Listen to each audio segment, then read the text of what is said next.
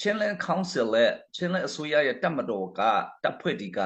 မတူပီဘာလုပ်နေတယ်လဲဆိုတဲ့ဥစ္စာကိုပီတူတွေတိဖို့လိုတယ်အာရကန်ဒီအေအေတွေတိဖို့လိုတယ်ချင်းဘရဒါဟုတ်တွေတိဖို့လိုတယ်ကျွန်တော်တို့ချင်းလက်ကောင်စီတပ်ဖွဲ့ဟာဆိုရင်မတူပီမှာဘာလုပ်နေတယ်လဲဆိုရင်တော့မတူပီကိုချင်းဒီကစိုးမိုးနိုင်ဖို့ကျွန်တော်တို့လုပ်နေတာဖြစ်တယ်အဲ့တော့အေအေနဲ့တိုက်ပွဲဖြစ်တယ်ဆိုတာမှန်မယ်ဘာဖြစ်လို့လဲဆိုတော့ကျွန်ုပ်တို့ဒီ AA ကိုမတူပီမှာအခြေချဖို့ရတဲ့အတွက်လုံခြုံရေးအရာပဲဖြစ်ဖြစ်ဘာအရာပဲဖြစ်ဖြစ်နေတာကျွန်တော်တို့မကြိုက်ပါဘူးပြီးရင်ဒုတိယချက်အနေနဲ့ချင်းပြည်နယ်မှာရှိတဲ့စကားစခန်းကို AA လာတိုက်ပေးဖို့လဲကျွန်တော်မကြိုက်ပါဘူးကျွန်တော်တို့မကြိုက်ပါဘူးဘာဖြစ်လို့လဲဆိုတော့ကျွန်တော်တို့ချင်းနဲ့ကန်ကွေးတပ်ဖွဲ့အနေနဲ့ချင်းပြည်နယ်မှာရှိတဲ့စခန်းတွေဟူသမျှအားလုံးစခန်းတွေအားလုံးဖျားကျေးဇူးတော်ကြောင့်တိမ့်နိုင်တဲ့အနေအထားရှိနေပြီအဲ့ဒါကြောင့်အကူအညီမလိုပါဘူးလို့ကျွန်တော်ပြောချင်တယ်ထိုနည်း၎င်းပဲ CB ဆိုတဲ့ Brotherhood တရားလည်းပဲ AA ကိုအကူအညီမတောင်းစေစီမတောင်းပါနဲ့ကိုဟာကိုတိုက်ပါမင်းတပ်ကိုလည်းကိုဟာကိုတိုက်ပါပြီးရင်ကမ်ပလက်ကိုလည်းကိုဟာကိုတိုက်ပါကိုဟာကိုမတိုက်နိုင်ဘူးဆိုရင်လည်းပဲခမည်းညီကိုအရင်ဖြစ်တဲ့ချင်းလဲကောင်စီတပ်ဖွဲ့အောက်မှာရှိတဲ့ CDFD CNA ကိုအကူအညီယူပါဒါပဲကျွန်တော်ပြောချင်တယ်အဲ့တော့သူတို့အခုတလောက AA နဲ့ပတ်သက်ရင်သူတို့ပြောကြတယ် AA ကစေတနာရှိတယ်စေတနာတန်တန်နဲ့တိုက်ပေးတယ်ဆိုတာဒါခလေးမဟုတ်ဘူးဒါဘယ်သူမှယုံမှာမဟုတ်ဘူးလူဆိုတာအမျက်မရှိပဲတဲ့ဘယ်သူမှမလုပ်ဘူးဆိုတာအားလုံးနားလေအကျိုးအမျက်မရှိပဲနဲ့ဘယ်သူမှမလုပ်ဘူးနော်ဆရာတို့အဲ့တော့စေတနာတက်တဲ့ဆိုတာမဖြစ်ဘူးအေအေရလည်းပဲလူချင်းတဲ့ဥစ္စာအမျက်ရှိလို့ခမရတို့ကိုစစ်ကူလာပေးတာနော်အဲ့တော့ပြောရမယ်ဆိုရင်စစ်ကူလာပေးတယ်လို့ကျွန်တော်မဆိုလို့ဘူးစစ်လာတိုက်ပေးတာခမရတို့ကကူညီတာအဲ့တော့မတူပီကိုတိမ့်သွားတဲ့ဥစ္စာလည်းပဲအေအေကတိမ့်သွားတာအဲ့ဒါချင်းညင်အောင်လေးဝန်ခံရမယ်ဒါကျွန်တော်စခိုင်စကားလေးရတဲ့ခါကျတော့ဥပမာအေအေဒီကဘာပြောမလဲဆိုရင်တော့ဘရာဒါဟူတီဆိုတော့သူတို့တယောနေမှာဒါတယောလို့ရတာပေါ့အေအေကတိမ့်တယ်လေခမရတို့ကနောက်လိုက်ပေးတယ်လေဒါရှင်းတယ်ကျွန်တော်အဲ့လိုမျိုးကတော့ကျွန်တော်မကြိုက်ဘူးကုန်တိတ်ခါလည်းမရှိဘူးတိတ်ခါလည်းကြာအဲ့တော့နောင်ဆိုရင်တော့ brother ဟူတီကိုကြံပေးချင်တယ်ခင်ဗျားတို့အင်အားမရှိဘူးဆိုတာကျွန်တော်နားလေတယ်ကျွန်တော်တို့ဘာလဲချစ်လက်ကောင်စီတပ်ဖွဲ့မှာရှိတဲ့သူတွေကလည်းပဲလူတော့ရှိတယ်လက်နဲ့အင်အားကတောင်းနေကျွန်တော်တို့မရှိသေးဘူးနော်အဲ့တော့စက္ကစကိုတိုက်ထုတ်နိုင်ဖို့လက်နဲ့အင်အားရှိတယ်လုံလောက်သလားဆိုတော့မလုံလောက်ဘူးခင်ဗျားတို့ကလည်းပဲလုံလောက်မှမဟုတ်ဘူးပြဿနာမဟုတ်ဘူး brother ဟွတ်တက်ကအလုံးကိုကျွန်တော်စခန်းတစ်ခုပဲဖြစ်နှစ်ခုပဲဖြစ်ဖြစ်နောင်ဆိုရင်တော့တိုက်မယ်ဆိုရင်အေးအေးကိုမခေါ်နဲ့တော့ကိုကကိုတိုက်ပါလို့ကျွန်တော်အကြံပေးခြင်းတယ်တောင်းလေတောင်းဆိုခြင်းတယ်ဒါခမရတို့ကတိမ့်ပြီးဟေးဆိုရင်တော့ကျွန်တော်တို့လည်းလက်ခုပ်တီးပေးမှဖြစ်ပါတယ်အခုကဆရာဘွေကူငါအဲ့ဒါဆိုရင်တော့မတူပီစခန်းကိုအေးအေးကတိမ့်တာဝမ်းမတာဘူးလားဆိုရင်တော့ကျွန်တော်အေးအေးကတန်တွဲကိုတိမ့်နေဆိုရင်တော့ကျွန်တော်အယံဝမ်းတာမှာအေးအေးကဟိုဘာလဲဟိုအားကြီးကိုလေတိမ့်တော့ရင်တော့ကျွန်တော်လက်ခုပ်တီးပေးမှာအေးအေးကိုကျွန်တော်တော်တယ်လို့ပြောမှာဒါပေမဲ့ကျွန်တော်တို့တိမ့်နိုင်တဲ့ချင်းလက်တပ်ဖွဲ့တွေကချင်းလက်ကောင်စီတပ်ဖွဲ့တွေကတိမ့်နိုင်တဲ့ချင်းပြည်နယ်မှာလာတိမ့်သွားတော့အဲ့ဒါလာလူတော့တယ်လို့ပဲကျွန်တော်ဝတ်မတာဘူးဒါပုံပွင့်လင်းလည်းပဲ CBD ကသူ့ဟာသူတို့အေးအေးမပါပဲနဲ့မတူပီကိုတိမ့်သွားရင်လေ CB တော်တယ်ကျွန်တော်ခွန်အားဗလဲအားပေးမှာလက်ခုပ်တီးပေးမှာအခုကကျေးစားလို့ဘာလို့နဲ့ဟိုကသူမြောက်ကိုသွားခါပြီးတော့မှတိမ့်ခိုင်းတာတို့ဘာတို့ကတော့မဟုတ်သေးဘူးဒါ CBD ကိုကျွန်တော်ပြောချင်တယ်ဒါတိတ်ခါကြတယ်နော်ချင်းတိတ်ခါကြတယ်အဲ့တော့ကျွန်တော်ဒုတိယကောင်စီဥက္ကဋ္ဌအနေနဲ့ကျွန်တော်ဖြစ်မယ်ပုဂ္ဂိုလ်တူတယောက်လည်းဖြစ်မယ်အဖွဲ့အစည်းအနေနဲ့လည်းပဲတယောက်ချင်းလဲတချို့တည်းကတော့ရှိရင်ရှိလိမ့်မယ်အဲ့တော့ကျွန်တော်ချင်းလက်ကောင်စီမတူပီအရေးကိစ္စချင်းအရေးကိစ္စနဲ့ဖြစ်စေချင်တဲ့ဥစ္စာကတော့ AAD ကိုလည်းပဲကျွန်တော်ဟိုတခါလဲဘာတော့ကနေပြောပြီးသားခင်ဗျားတို့လောစေကိုပြည်သူ18ရာခိုင်နှုန်းရှိနေတဲ့ပလဲဝမှာဟိုခဏနေတာကပြဿနာမဟုတ်ဘူးလို့ခဏပြောတယ် တော့အဲ့လိုပြောလို့ပလေဝါကစခိုင်ပြည်နေစခိုင်ကိုပြောပေးတယ်အေးကိုပေးတယ်လို့မဟုတ်ဘူးနော်ပြန်ပေးရမှာနော်ဆရာတို့ပြန်ပေးရမှာလာတိုက်မှလည်းမဟုတ်ဘူးလာတိုက်လို့ဟိုလောက်တာတို့ဘာတော့မကောင်းဘူးအဲ့တော့ချင်းပြည်နေမှာရှိတဲ့ပလေဝါဖြစ်တဲ့တွေ့ခင်ဗျားတို့စစ်တွေတို့အားတို့အကုန်လုံးစခိုင်ပြည်နေမှာရှိတဲ့စကားဆစခန်းကိုအကုန်လုံးတိမ့်ပိုက်ပြီးသားဖြစ်တဲ့အချိန်ကြာရင်တော့ခင်ဗျားတို့ကိုစခိုင်ပြည်နေကိုအေးရလည်းပဲ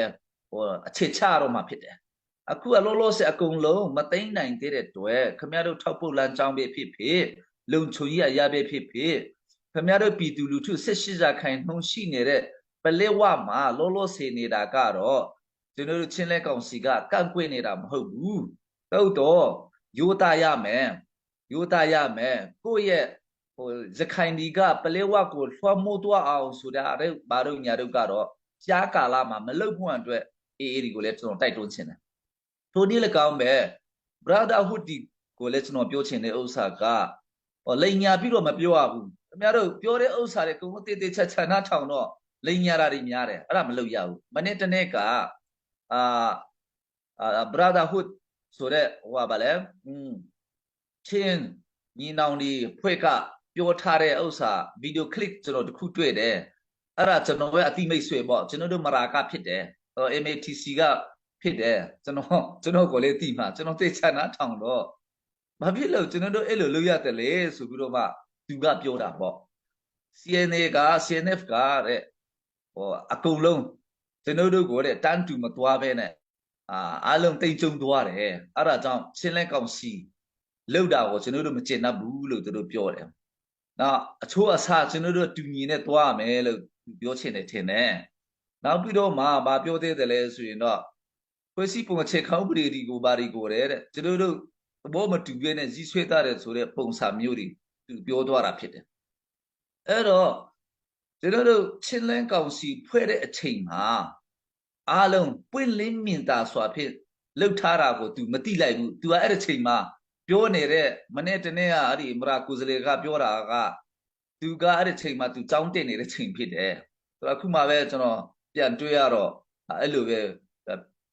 ပြောတာကိုကျွန်တော်ကြားရတယ်အဲ့တော့ CNF CNAD အခုကချင်းလက်ကောင်စီတပ်ဖွဲ့ဝင်ဖြစ်သွားပြီအဲ့တော့ချင်းလန်ကလပ်ကလည်းပဲသူတို့အတွက် fundraising ရှာပေးတယ်ဆိုတာကတော့အလုံးသိပြီးသားဖြစ်တယ်။ဘာဖြစ်လို့ CC Vice Chairman 1 2အနေနဲ့ဒီမနေ့ထိုင်ပြီးတော့မှအဲ့ဒီ CNF ရဲ့ channel မှာကျွန်တော်ပြောနေတယ်လေဆိုရင်တော့ CNF ဒီ2003ဖွဲ့စည်းပုံအခြေခံဥပဒေချင်းပြည်ချင်းလဲဖွဲ့စည်းပုံအခြေခံဥပဒေအရကျွန်တော်ရဲ့တပ်ဖွဲ့ဖြစ်သွားပြီ။ဘာဖြစ်လို့လဲဆိုရင်တော့CNA ပဲဖြစ်ဖြစ် CDF တွေပဲဖြစ်ဖြစ်ချင်းလက်ကန်ကွေတပ်ဖွဲ့အောက်မှာရှိတဲ့သူတွေအားလုံးဟာ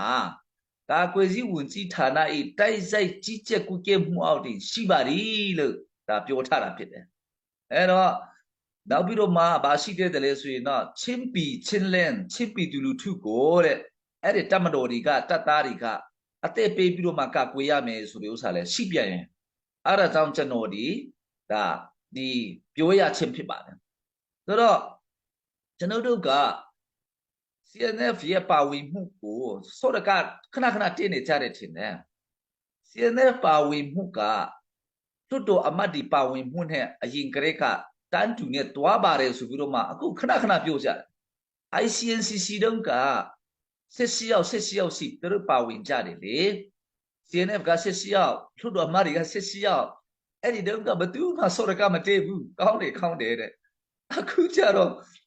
တို့အမဒီက29ယောက်တို့ပါရမယ်လို့သူတို့ပြောတာရှိတာမရှိတာထားလိုက်သူတို့တို့အမဒီကိုလည်းပြောသေးတယ်ခုမှဟန်တာလည်းအခုတော့သူတို့မရှိကြဘူးပူလျလွန်တို့ခင်ဗျားတို့29ယောက်မရှိဘူးနော်20ယောက်ပဲပြောလိုက်ကျွန်တော်ခင်ဗျားတို့တိတာ23ယောက်ပဲရှိတယ်ပြောတော့ဟာသူတို့ကတော့နည်းနည်းလောဘကြီးတယ်ထင်တယ်29ယောက်တဲ့ထားလိုက်တော့ကျွန်တော်ကိုယ်တိုင်ရေးဆွဲခဲ့တဲ့သူဟောတဲ့ဖွဲ့စည်းမချက်ခေါင်းပရိကိုနော်အပါဝင်ပေါ့တယောက်အပါဝင်အဲ့တော့သူတို့29ယောက်ဆိုတော့အရင်ကလေးက26ယောက်စီပါတဲ့အတွက်ဟို CNF လဲသူတို့က29ယောက်ပါမယ်လို့သူတို့ပြောတာလေဟုတ်ကဲ့လို့ပြောကြတာဒါနဲ့သူတို့ပါကြတာဆိုတော့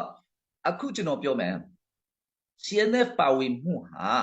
အဲ့ဒီဥစ္စာကကောင်စီရဲ့ကိုယ်စားလှယ်အချို့အစား အဲ့ဒါတိုင်းပြိုကျဲဆိုရင်တော့ complaint နဲ့ mean that ကမြုပ်နေပဲဖြစ်ပါတယ်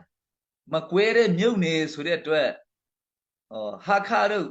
ထန်တလန်တို့မတူပီတို့9ယောက်ပါတဲ့အချိန်မှာ complaint နဲ့